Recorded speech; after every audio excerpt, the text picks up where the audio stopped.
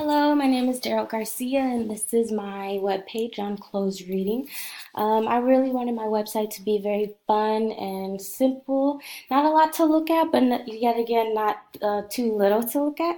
I chose to do closed reading because, as an English major, I tended to have taken some of my lower division courses a little late in my college career. So I really wanted to focus on this because the first course I took, English 120, just last year in my junior year, focused on this idea of closed reading, and I really wanted to kind of put an emphasis on it because I realized that it would have helped me along sooner rather than later, since I ended up taking some of my 200 level classes earlier than my 100 level.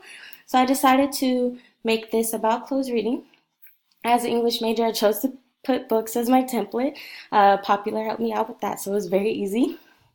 Um, as I chose, I started the webpage, sorry, I started the webpage on just a question about what if the text spoke for itself. I thought it was a really good question to start off with because, again, close reading isn't about the context around any paper or reading that a college student has to do. It's only about the text itself and what it is saying, and it has nothing to do about what the author really meant. It has nothing to do about what the audience is going to perceive. It's just the text and only that.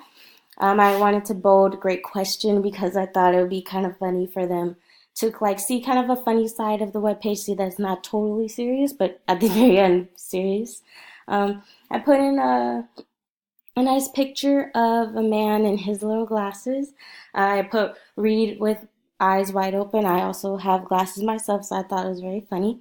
When I start talking about close reading, I put in an example of Thomas Doran's English 120 assignment that he had first given me in English 120.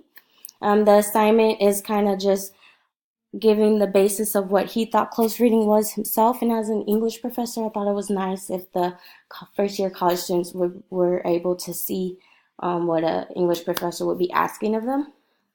Again, I put in a picture of a nice young lady in a library and with books surrounding her. I wanted to stress that close reading was not about connections or perception, but just about the text itself. So her being frustrated is kind of like my way of saying like it's okay. You don't have to be that hard on it.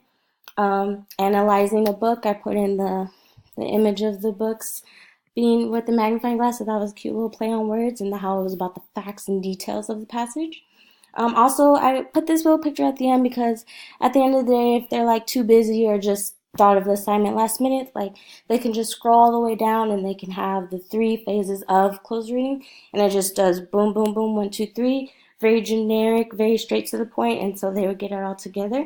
At the very end, I tried to make sure that they understood that closed reading wasn't meant to be scary. It was meant to be helpful for people for future classes, and if they had to take it sooner than later, they took it.